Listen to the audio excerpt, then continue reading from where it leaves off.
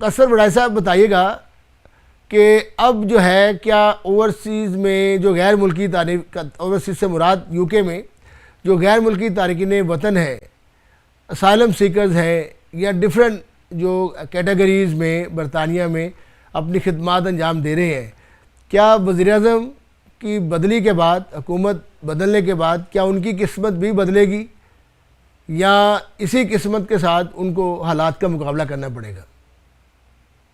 Ji thank you Chaudhary साहब। इसका सबसे पहले जो जवाब है वो तमाम जो अब यहाँ पे माइग्रेंट्स हैं, स्किल्ड वर्कर्स हैं या असाइलम सीकर्स हैं, उनको ये ज़हन नशीन कर लेना चाहिए कि एंडी बर्नम साहब के वज़ीर आज़म बनने के बावजूद जो करंट इमिग्रेशन पॉलिसी है वो वही प्रिवेल करेगी, कायम और दायम रहेगी। ना तो इसके अंदर नरमी की जाएगी और ना ही इसे मजीद सख्त बनाया जाएगा। दूसरी बात, अच्छा, ये जो एंडी बर्नम साहब हैं ये एक ग्रोथ टीनेजर से पॉलिटिशियंस हैं और टीनेजर से एंट्री लिवरपूल से इनका सफ़र शुरू हुआ। 1970 में ये पैदा हुए, उसके बाद ये 2001 के अंदर मेंबर पार्लियामेंट बने। इन्होंने टोनी ब्लेयर और गॉर्डन ब्राउन की गवर्नमेंट के अंदर जो काम भी किया हुआ है और लीडरशिप इनके अंदर क्वालिटीज़ पाई जाती हैं। 2010 और 15 का लीडरशिप का इलेक्शन भी जीता हुआ है। अब आपका क्वेश्चन, इमिग्रेशन की पॉलिसी नरम, सख्त या मौजूदा कायम रहेगी, तो उसमें इनका जो पॉइंट ऑफ व्यू है ये बहुत ज़्यादा खुश हैं कि जो करंट इमिग्रेशन पॉलिसी में नेट माइग्रेशन कम हुई है। नेट माइग्रेशन कम का मतलब ये है कि यूके में आने वाले लोग कम हैं और यहाँ से जाने वाले लोग ज़्यादा हैं।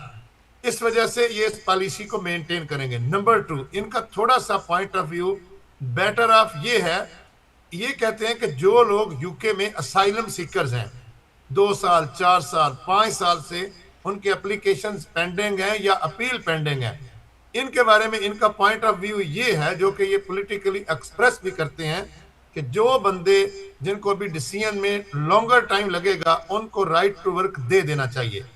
और ये कहते हैं कि जो माइग्रेंट यहाँ पर हैं वो कंट्रीब्यूट करें और इंटीग्रेट करें। 2 काम, कंट्रीब्यूट करें और इंटीग्रेट। कंट्रीब्यूट तभी इंसान कर सकता है जब उसको राइट टू वर्क मिलेगा। तो जो मौजूदा असाइलम सीकर्स हैं, काफ़ी साल से पेंडिंग केसेस हैं, उनको ये right to work Andy Burnham साहब आने के बाद दे सकते हैं। एक पॉलिसी बना सकते हैं कि 1 साल 2 साल से जो ज़्यादा लोग हो गए हैं उनको राइट टू वर्क दे दिया जाए ताकि वो कंट्रीब्यूट करें और सोसाइटी में इंटीग्रेट करें। तो इस वजह से जो नेक्स्ट इनकी जो टफर इमिग्रेशन पॉलिसी है, ये कभी भी प्री ब्रेग्जिट पे नहीं जाएंगे कि जो ईयू के साथ इनके पहले के हालात थे उस पे जाने के लिए बिल्कुल लोगों को खुश नहीं होना चाहिए। दूसरी बात कि ये ज़रूर चाहेंगे कि यहाँ पे स्किल्ड लोग आए, लेकिन जिस तरह एक सैले रवा और एक समंदर बह रहा होता था और इमिग्रेशन के अंदर बहुत सी फ्रॉडुलेंट एक्टिविटीज होती थी और बहुत नरम बना दिया जाता था, ऐसा ये बिल्कुल नहीं करेंगे। ये नर्सेस को, डॉक्टर्स को और स्किल्ड लोगों को जिनकी यूके को जरूरत है उसके लिए ये बिल्कुल प्लान बनाएंगे।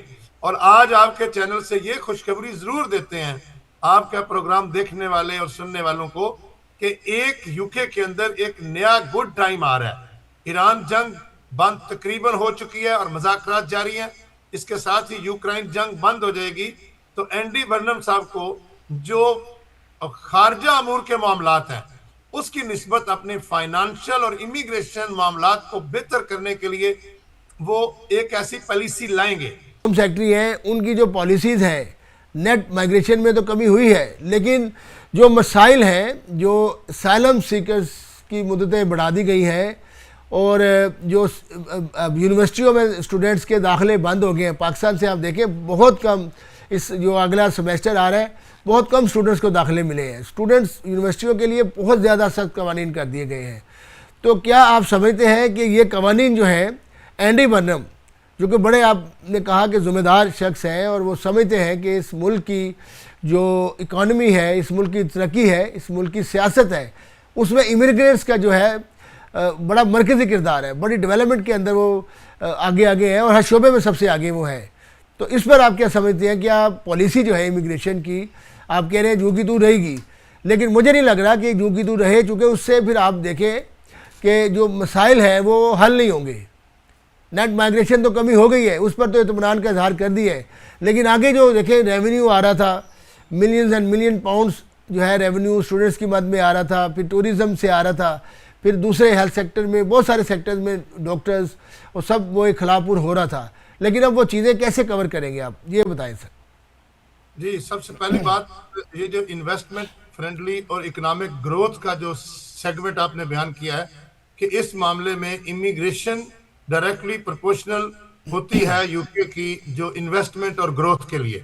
सो इस सिलसिले में एंडी बर्नम ये कर सकते हैं, आपने देखा इनका कंडक्ट, एक तो ये बहुत ज्यादा स्टूडेंट फ्रेंडली और स्टूडेंट सपोर्टिव है।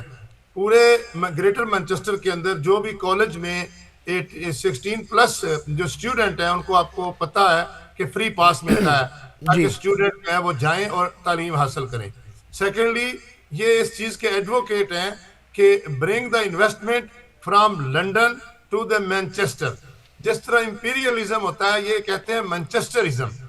एंडी बर्नम साहब का ये नारा है कि मैनचेस्टरिज्म जो है, यहाँ पे इन्वेस्टमेंट होनी चाहिए, यहाँ पे ग्रोथ और प्रोग्रेस होनी चाहिए। अब चूंकि वो पूरे मुल्क के वजीर आजम बन गए हैं तो डेफिनेटली जो इन्वेस्टमेंट सेक्टर है वो इंक्रीज करेगा। अब आपने जो एक क्वेश्चन में बात कही कि मार्कर फील्ड का इलेक्शन जो है, जब वो मेकर फील्ड का जीत कर आए हैं, तो उसमें तो जो एजेंडा था नाइजल फराज की रिफॉर्म पार्टी का, वो तो फ्लॉप हो गया नेशनल इलेक्शन में।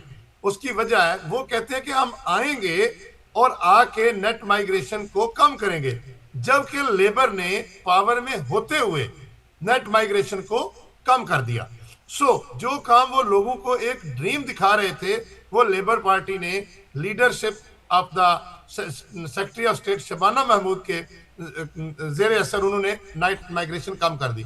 अब एंडी बर्नम साहब जो हैं, जो स्टूडेंट पूरी दुनिया से आते थे उसके लिए, और प्लस उसके अलावा ये कोई ऐसा प्लान निकालेंगे कि जिससे यूके के अंदर इन्वेस्टमेंट आए, क्योंकि वो एक बहुत ही बिजनेस फ्रेंडली, आपको याद होगा कोविड के अंदर बिजनेस ने बहुत ज्यादा सफर किया था, और ये वाहिद बंदा था जिन्होंने कोविड की जो नेशनल पॉलिसी थी उसको चैलेंज किया, और इन्होंने कहा कि जो बिजनेसमैन उससे रेस्ट्रिक्शन से उनको सपोर्ट मिलनी चाहिए, और वो सपोर्ट मिली और बिजनेस ने दोबारा ग्रोथ की और बिजनेसेस जो है तो वो दोबारा आए। तो ये बात बिल्कुल दुरुस्त है, ये इन्वेस्टमेंट के लिए, बिजनेस ग्रोथ के लिए ये करेंगे। उसमें यस, ये तो हो सकता है, क्योंकि जो स्टूडेंट माइग्रेशन होती है वो टेम्परेरी माइग्रेशन में आता है, और जो टेम्परेरी माइग्रेशन है उसके लिए स्टूडेंट जब आते हैं तो यहाँ रेवेन्यू भी आता है, यहाँ पे फीस भी आती है, और तमाम यूनिवर्सिटीज को बहुत ज्यादा रेवेन्यू मिलता है। उसके अलावा यहाँ पे जॉब्स की अपॉर्चुनिटीज आती हैं, और तीसरी बात यह है कि वहां पे टैलेंट, इंटरनेशनल टैलेंट आता है यूके में। जब इंटरनेशनल टैलेंट यूके में आता है तो फिर उसका ये फायदा होता है कि यहाँ पे जॉब्स मार्केट के अंदर जो टैलेंटेड लोग हैं वो अवेलेबल हो जाते हैं।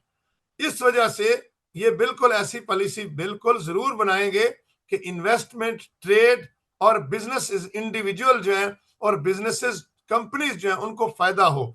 लेकिन एक और भी इनका पॉइंट ऑफ व्यू है, ये कहते हैं जो भी पेंडिंग असाइलम के केसेस हैं वो as soon as possible conclude होने चाहिए। और एक जो आपने पॉइंट रेज किया कि हेल्थ केयर जो 15 ईयर्स के ऊपर जा चुके हैं, उसका तरीकाकार ये होगा कि ऐसे तो ये नहीं आएगा, जो भी हेल्थ केयर में लोग आए थे उनको या तो हाई कोर्ट के अंदर जाके उस रूल को चैलेंज करना पड़ेगा, या फिर एक पिटीशन सबमिट करनी पड़ेगी तमाम हेल्थ केयर वर्कर्स को कि हम यहाँ पे आए थे, 5 साल 10 साल हमने गुजार लिए हैं। तो जब वो पार्लियामेंट में जाएगी तो डेफिनेटली उस वक्त के प्राइम मिनिस्टर साहब एंडी बर्नम साहब जो हैं वो वर्कर्स को बहुत ज्यादा अप्रिशिएट करते हैं। आप देखिए कि उन्होंने एक बहुत बड़ा काम किया ग्रेटर मैनचेस्टर के अंदर कि यहाँ पे जो भी ट्रांसपोर्ट थी उसके फेयर बहुत ज्यादा बढ़ चुके थे, आम आदमी की अफोर्ड से बाहर थे। उन्होंने बी नेटवर्क बना के पब्लिक प्राइवेट से पब्लिक कंट्रोल में भी ट्रांसपोर्ट को, साइकिलिंग को, ट्रैम को ले आए। तो इससे ये फायदा हुआ है कि ये जो प्राइम मिनिस्टर है एक तो जेन्युइनली पॉलिटिशियन है, इनकी डेवलपमेंट जो है वो और ग्रोथ जो हुई है वो अंडर द पॉलिटिकल अम्ब्रेला हुई है। तो ये आदमी इंशाल्लाह ताला आप देखेंगे कि यूके की जो इकोनॉमी है उसकी बेटरमेंट के लिए काम करेंगे, प्लस एक और बात है, एक पॉजिटिव बात जाती है, he is not the anti migrant. Reform party जो है वो, अभी आपने एक पॉइंट रेज किया था कि वो एंटी माइग्रेंट है, अगेंस्ट द मुस्लिम्स हैं, अगेंस्ट द इस्लाम्स हैं, जबकि ये एक जेन्युइन ब्रिटिश नेशनल आदमी है और ये टैलेंट को भी और माइग्रेंट को लाइक करता है।